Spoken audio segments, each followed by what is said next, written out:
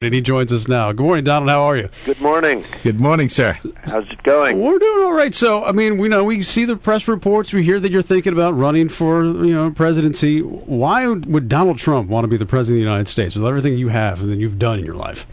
Well, I have done a lot, and I've enjoyed my life, and I think I've done a good job. I put a lot of people to work, but I will tell you that I'm very disappointed, and I look at what's going on with the country, and I'm very disappointed. I've never seen the country in this state. I've never seen the country and the morale of the country, but I've never seen the respect of the country anything like it is right now. It wasn't even this bad in the 70s, in your opinion? Well, I think it was a Jimmy Carter-esque, and I think it was certainly very low in the 70s in terms of, the world looking at us. I see the world taking advantage. I see China taking our jobs by the loadful. We're rebuilding China.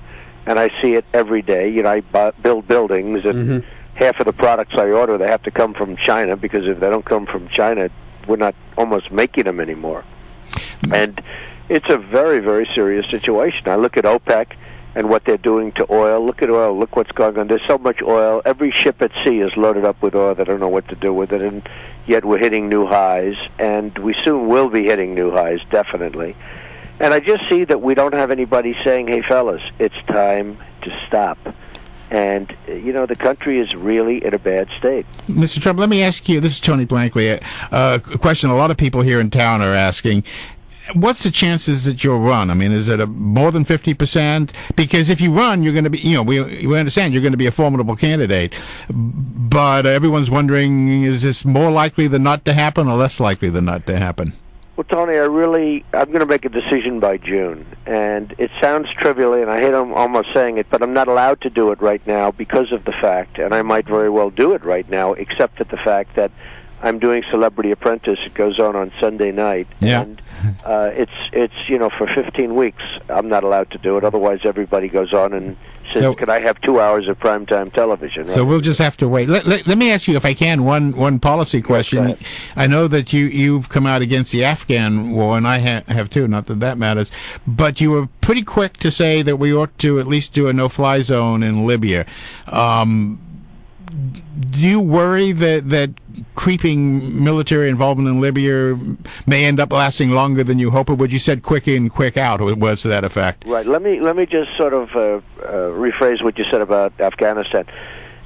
Iraq did not knock down the World Trade Center. I'm an extremely strong person on the military. I'm probably more conservative than you are, if that's possible. Yeah, that's pretty tough. I'm very much... we'll have a duel on that. Okay. I am a very strong person in the military. I believe very strongly in the military, et cetera, et cetera. If you look at Iraq, and in light of what's happening over in the Middle East, Iraq probably would have imploded just like many of these other countries are imploding without us going in there and spending tremendous amounts of trillions of dollars. I mean, literally trillions of dollars, and also the loss of all those lives. I mean, you just look at what's happening. But they didn't knock down the World Trade. They didn't have weapons of mass destruction, etc. Afghanistan's a different thing. I don't understand, why have we not found, as an example, Osama bin Laden? Why haven't we found this guy? He's a 6'6" Arab on a dialysis machine, and he's out there somewhere laughing at us. So I don't understand how we haven't done. Afghanistan, I would have done differently. I would have done it surgically, and very strongly surgically. But we have to find the leaders of what's going on with the world. Now, I just don't like to see carnage. What's going on in Libya is amazing. Where they set a machine gun and they aim it at a crowd and they shoot down people. Somebody said 2,000 people have died. I guarantee you it's many, many times that. And I would have, at a minimum, done a no-fly zone. I wouldn't be there long. I wouldn't be in Libya. I wouldn't have troops in Libya. But it's hard to take when you have a crowd of 10,000 people and you have an F-18 shooting them down. I mean, would you have gone into Rwanda when the horrible massacres were going on? I mean, there's a lot of horrible stuff that goes on. The question is, do we send our boys in to clean it up? Well, it's true, and as you know, I've been saying we can't be the policemen of the world, and it's horrible what's going on. Rwanda is another case, and it's horrible what's going on in the world, and we really can't be the policemen of the world any longer. And we unfortunately, because of places like China and because of OPEC and other things, we don't have the money, pure and simple. We don't have the money to do it. We have to take care of ourselves. If you run, would you run as an independent or a Republican? I'd run as a Republican. I'm a registered Republican. I'd run as a Republican, and I'll make a decision by June. And I look forward to making that decision, but I'll make a decision by June. Okay, and you have the Celebrity Apprentice to do. By the way, would you put Charlie Sheen on your show these days? Oh, I think he'd be excellent. Huh? Wouldn't we like to do that? I think so. I was asked that question yesterday. Yeah. Would you put? I said the answer is yes. This is a piece of work. There's no question about it.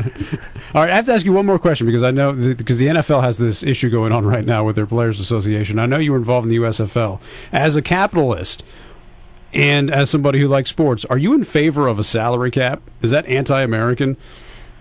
Well, the whole concept of a salary cap is really to protect the owners from themselves. And, you could certainly say it's not the right thing to do.